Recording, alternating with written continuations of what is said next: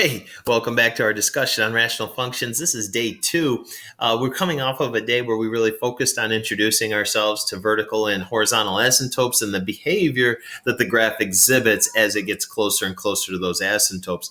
Today, we're going to graduate just a nudge and kind of take that conversation into finding domain and range. And I think you're going to naturally be really, really good at this. We do have experience in a broad sense with domain and range, and we're just going to apply those specifically to rational functions. So what are we going to see in this video? Well, one of the big things you're going to see is, if we're given a graph, can we visually determine the domain and range? And really what that boils down to is initially identifying the asymptotes and then understanding what role those play in the domain and range. The other thing you'll see us do is if instead of being given a graph, what if we're just given an equation, and can we take more of an analytical approach as opposed to a graphical approach? So the definition of our domain is going to be as such. It's going to be the domain of a rational function is the set of all real numbers, which basically means we're going from negative infinity all the way to positive infinity. And again, we're working only with real numbers. We've kind of put the idea of imaginary numbers on the back burner for now. It's the set of all real numbers except for the x values that make the denominator 0. So we've got to identify what makes the denominator 0 and exclude those or take them out. So let's see how that plays into this first example. We've been given a really nice rational function. And again, anytime we say rational function, you can think it's a fractional function.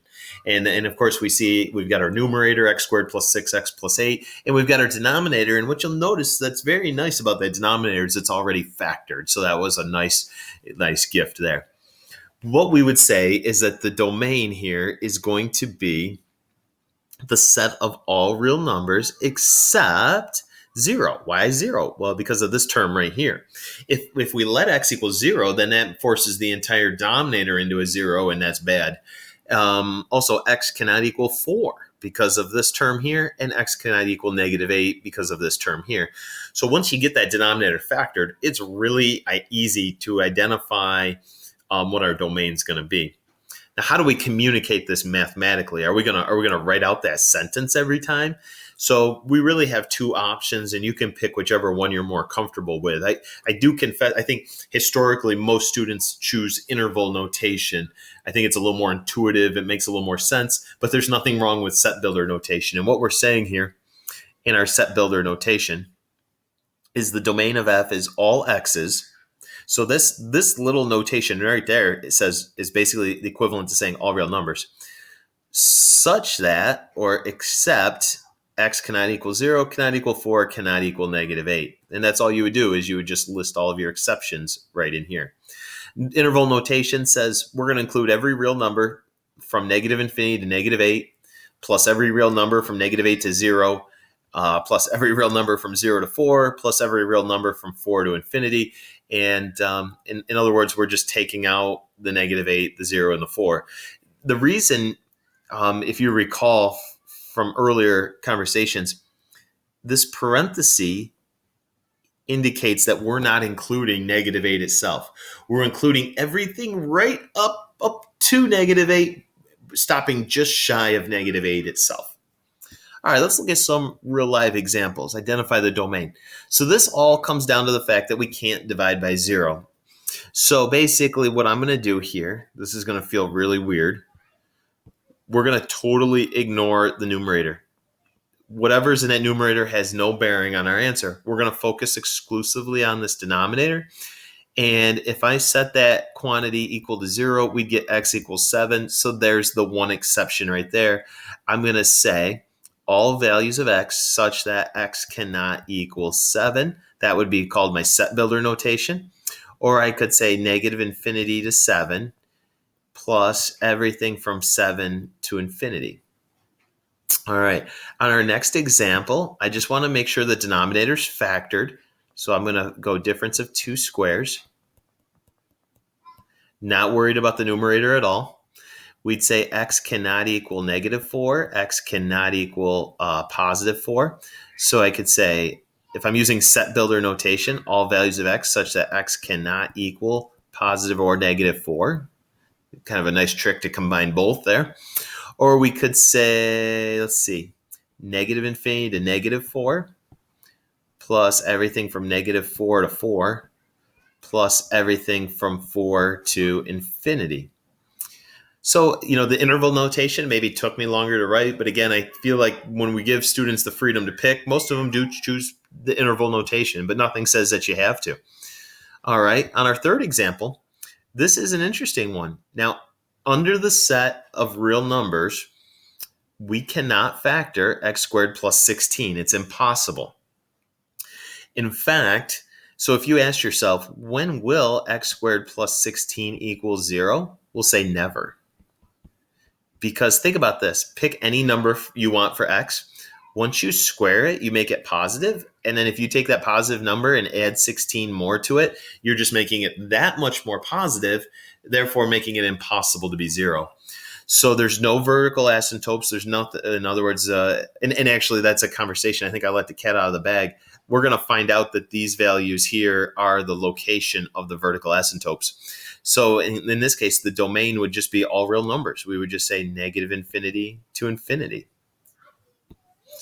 All right, let's see. All right, let's talk about graphs now. Let's talk about graphs.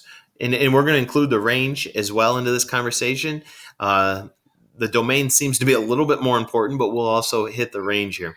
So what you'll notice, if I'm thinking domain, the graph does extend infinitely to the left. This graph extends infinitely to the right, but we do have this problem at x equals 0. So we have what's called a discontinuity at x equals 0. And so I'm going to say -infinity to 0 and everything from 0 to infinity. So we're basically saying every real number except 0. So we'll say that's my domain. Now my range, you'll notice about the range, if we switch colors here a little bit, the graph does go infinitely low. The graph does go infinitely high. So we're covering everything from -infinity to infinity. But we do have this asymptote right here in the middle where y equals 0. So again, we want to kind of exclude the 0. Seems like we're picking on 0 today. So we'd say the range, again, is going to be -infinity to 0, 0 to infinity. We just want to leapfrog over the 0. He's not included. Let's see. This next example for the domain, I would say everybody's included in the domain except for x equals 3. So my domain is going to be -infinity to -3 and -3 to infinity. My range is going to be everything excluding y equals 2. So we're going to leapfrog over the 2, -infinity to 2, union 2 to infinity. All right, we're starting to get the hang of this, huh? We got a couple of examples under our belt. We're starting to get really good at this. Okay, let's say for my vertical asymptotes, x is not allowed to equal -3. X is not allowed to equal +3. So let's see if I got room for this. The domain is going to be everything from -infinity to -3. Everything from -3 to +3, and then everything from 3 to infinity. As far as the range goes, let's try this color maybe. It looks like the horizontal asymptote is right at 0 itself again, just by judging about with our end behavior here, tells us the horizontal is at y equals 0. So we'll say the range is everything from -infinity to 0, and then everything from 0 to infinity. All right, we got one more graph to look at. Let's see, vertically, it looks like x cannot equal this -2 or this +2. So we'll say the domain is going to be everything from -infinity to -2, plus everything from -2 to 2. Whoops, that's a positive. And then again, everything from +2 to +infinity, just trying to leapfrog over the -2 and the +2. My range, again, I apologize, I don't have anything super exciting here. It looks like just y equals 0 is going to be another horizontal asymptote. So we'll say -infinity to 0 and 0 to infinity. So if that does seem to be a very popular case. So hopefully we feel good with, identifying those discontinuities and then describing what the domain and range are going to be, basically as a function of those asymptotes. Good job. Hang in there, and I'll see you back tomorrow.